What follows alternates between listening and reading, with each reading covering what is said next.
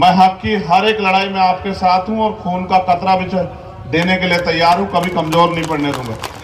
वो मुझको मुर्दा समझ रहा है, वो मुझको मुर्दा समझ रहा है, उसे कहो मैं मरा नहीं।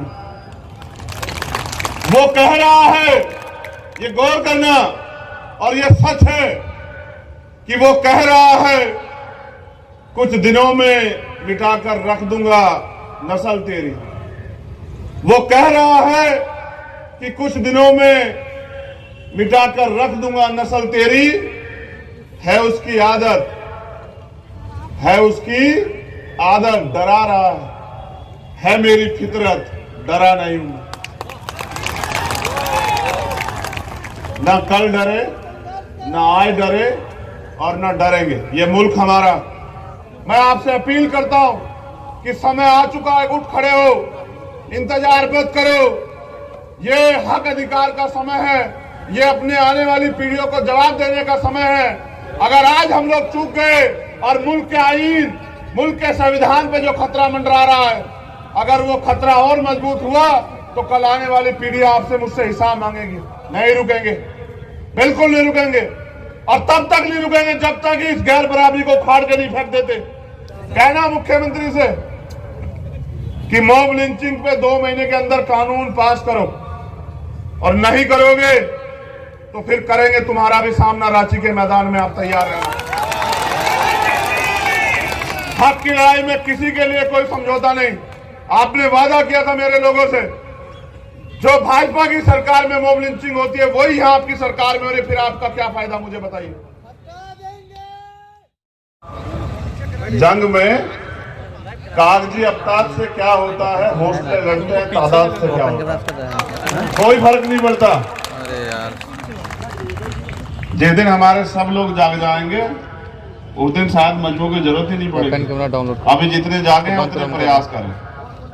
तो बहुत बहुत शुक्रिया के साथ यहाँ मंच पर तशरीफ फरमा हमारे तमाम सम्मानित साथी जो पूरे मुल्क में अन्याय, अत्याचार, हक अधिकार के लिए संघर्ष कर रहे हैं, आवाम को तैयार कर रहे हैं। मैं दिल से उनका शुक्रिया अदा करता हूं कि वो सब यहाँ मौजूद हैं। वो कौम के भी रहबर हैं और हमारे भी सरपरस्त हैं, क्योंकि मेरे सामने समय की समस्या है। मेरे दिल में तो बड़ी इच्छा थी कि आपके साथ लंबे समय तक रहूं, लेकिन समय और समस्याओं के कारण मुझे अपनी बात रख के यहां से जाना पड़ेगा। बताना तो मेरा मन। बस मैं अपने कम समय में ये कहना चाहता हूं कि मैं उस हक की उस हर लड़ाई में, जैसे आप दुआ में कहते हैं ना कि आपकी जायज दुआएं कबूल हो, मैं हक की हर एक लड़ाई में आपके साथ हूं और खून का कतरा भी देने के लिए तैयार हूं, कभी कमजोर नहीं पड़ने दूंगा। बस अपने नौजवान साथियों से दरखास्त करता हूं कि मेरे जाने के बाद वो अपनी कुर्सियां ना छोड़े, वो यहीं डट कर मेरे जाने के बाद जो लोग हमारे सम्मानित मजमे से खिताब करेंगे उनको सुने, सिर्फ सुने नहीं, उनकी बातों पे अमल करें और जो वो दिल से चाहते हैं उसको करके दिखाएं। यही आज के मुल्क के जो हालात है उसमें करने की जरूरत है।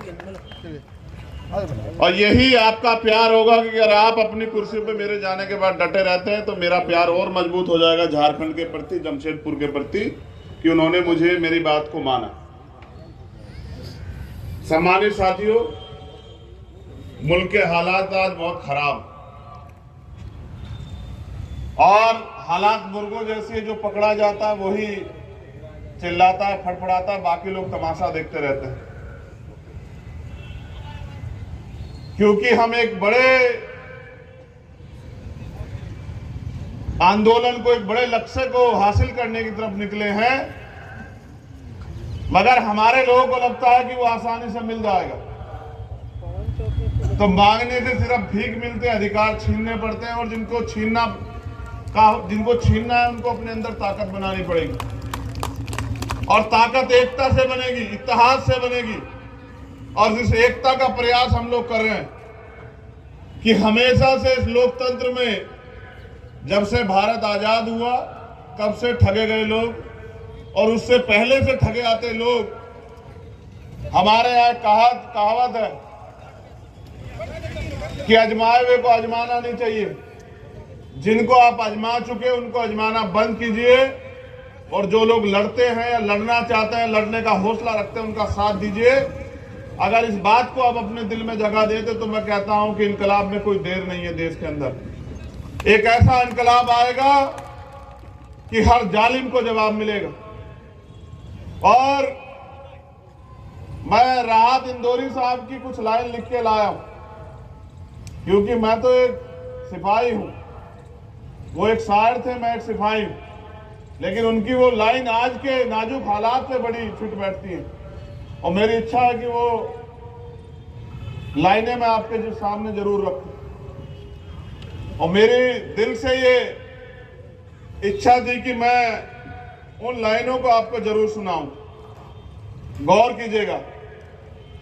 अभी तो गनीमत है सब्र मेरा, अभी गनीमत है सब्र मेरा, अभी लबालब भरा नहीं।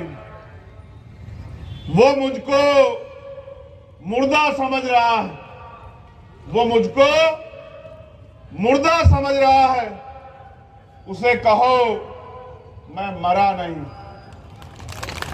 वो कह रहा है, ये गौर करना, और ये सच है कि वो कह रहा है कुछ दिनों में मिटाकर रख दूंगा नस्ल तेरी। वो कह रहा है कि कुछ दिनों में मिटाकर रख दूंगा नस्ल तेरी। है उसकी आदत, है उसकी आदत, डरा रहा है मेरी फितरत, डरा नहीं हूं। ना कल डरे, ना आज डरे और ना डरेंगे। ये मुल्क हमारा, और इस मुल्क में हम स्वाभिमान सम्मान के साथ जिएंगे, हक अधिकार के साथ जिएंगे। मैं समझता हूं कि आज हालात हमारे फेवर में नहीं है, लेकिन हमेशा हालात ऐसे नहीं रहेंगे। जिस दिन हमारे लोग दुश्मन को समझ जाएंगे, दोस्त को समझ जाएंगे और अपनी जिम्मेदारी को समझ जाएंगे, जिस दिन वो लोग हक अधिकार के लिए लड़ने के लिए आ जाएंगे, मैदान में उतरेंगे, तो मैं पूरी जिम्मेदारी से कहता हूं कि दुश्मन में इतनी हिम्मत नहीं कि वो हमारे सामने खड़ा हो जाए। वो भाग खड़ा होगा, वो पीछे से वार करता है, वो धोखे से वार करता है। मैं अपने भीम आर्मी के नौजवान साथियों से कहना चाहता हूं, जमाना तुम्हारी तरफ देख रहा है, तुम्हारे कंधों पे बहुत बड़ी जिम्मेदारी। एक तरफ बांटने वाले लोग हैं, एक तरफ जोड़ने वाले लोग हैं। मैं आपसे उम्मीद करता हूं कि झारखंड में जो एकता होनी चाहिए थी बहुत दिन पहले, जो नहीं बन पाई, जो धर्म जाति के नाम पे बांट के दुश्मन राज कर रहा है, उसको जवाब देने का समय आ गया। ऐसे हालातों में, नाजुक हालातों में लोग उम्मीद करते हैं कि लोग खड़े हों और बाएं फैला के अपने भाइयों का इस्तकबाल करें, स्वागत करें और एकता बना के एक दूसरे के हाथ पकड़ के साबित करें कि अब हम इनकी बातों में नहीं आने वाले। मैं ये कहना चाहता हूं पूरी जिम्मेदारी से, मेरा तजुर्बा है, मैंने पढ़ा इतिहास को कि मुल्क में कभी दंगे नहीं होते हैं। मैं दंगों का जिक्र नहीं करना चाहता क्योंकि ये एक षड्यंत्र है। दंगे इसलिए कराए जाते हैं कि जो कौम तरक्की करना चाहती है वो तरक्की से ध्यान हटा के दंगों की तरफ, अपनी सुरक्षा की तरफ सोचती रहे। और दंगे हमेशा ये नेता कराते हैं जिनको दंगों से फायदा होता है। हमें बच के कभी फायदा नहीं हो सकता है, हमें जुड़ के फायदा हो सकता है। ये जमहूरियत है, जिनका वोट है उनका राज होना चाहिए, मगर जिनका वो वोट है उनके हाथ ऐसे फैले हुए। ये दंगे इसलिए कराए जाते हैं कि जिससे नफरत बढ़ती रहे और नफरत के शिकार हम लोग होते रहे। हमें समझना पड़ेगा। और जिस दिन मेरी समझ में आया, मुझको हजरत मौलाना सज्जन नुमानी साहब जैसे लोगों ने समझाया और बताया कि ये इनके सबके पीछे कौन है, मेरी समझ में आया तो मैंने समझाना शुरू किया। और आज हालात ऐसी है कि आज हमारे लोग नहीं लड़ रहे एक दूसरे से। आज उनको समझ आया कि भाई कौन है और दुश्मन कौन है। इस बात को आगे बढ़ाने की देर है और दुश्मन के किसी भी साजिश में, उसके किसी भी झूठी बातों में आने की ना देर। अब उनकी बातों में ना आके अपनी हक अधिकार की लड़ाई को आगे बढ़ाना। मेरे साथियों ने बताया, कहा गया यहां विपक्ष की सरकार है। मुझे भी लगा अच्छा कि विपक्ष की सरकार है, यहां तो मेरे लोगों के हालात बड़े अच्छे होंगे। लेकिन जब मॉब लिंचिंग का डाटा देखा जाता है तो एहसास होता है कि वो जो केंद्र में सरकार बैठी और यहां की सरकार में के कारनामों में कुछ ज्यादा फर्क नहीं।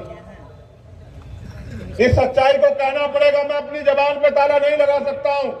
मैं गुलाम नहीं हूं किसी का, और ना ही मैं किसी से जो है मैं किसी के आगे झुकना पसंद करता हूं। सच कहूंगा, और सच ये है कि यहाँ की सरकार भी हमें कीड़े मकोड़े समझ रही है।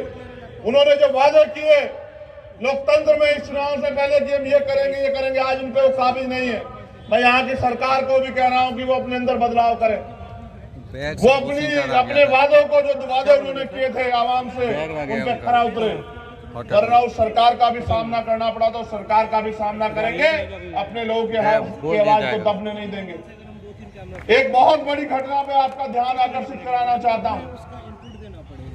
यहाँ की छोड़ दो, यहाँ के साथियों ने कल रात से बताया कि परमिशन नहीं दे रहे थे, तो मैंने उनसे कहा कि देखो ये विपक्ष की सरकार है जो परमिशन नहीं देती। यहाँ जो बैनर पोस्टर लगाए गए थे उनको फाड़ दिया गया, तो हमने कहा कि उनको बैनर फाड़ने दो, हम उनके घमंड जो है वो फाड़ देंगे, जो घमंड अपने दिल में रखे हुए हैं। हमारा भाईचारा जिंदाबाद था और जिंदाबाद है। लेकिन साथियों, मैं जो इस मंच से कह रहा हूं उस पर अमल होना चाहिए। भारत के सुप्रीम कोर्ट ने आरक्षण पर जो कैप थी, आपके एजेंडे में सबसे पहला मसला आपने रखा है कि EWS का आरक्षण खत्म होना चाहिए। ये गलत है, वास्तविकता में गलत है। लेकिन भारत के सुप्रीम कोर्ट ने, सर्वोच्च न्यायालय ने उसको मान्यता दी और कहा कि आज हमने 50% की कैप खत्म कर दी है। मैं इस मंच से कहना चाहता हूं कि मुल्क की तरक्की, मुल्क में रहने वालों की तरक्की, इस आवाम की तरक्की तब होगी जब इस आवाम के लोगों को हक अधिकार मिलेंगे, जब इस आवाम के लोगों को नौकरी मिलेगी, रोजगार मिलेगा, जमीन मिलेगी, आगे बढ़ने के अवसर मिलेंगे, तब जो है इनके हालात बदलेंगे। तो मैं मानता हूं कि जिसकी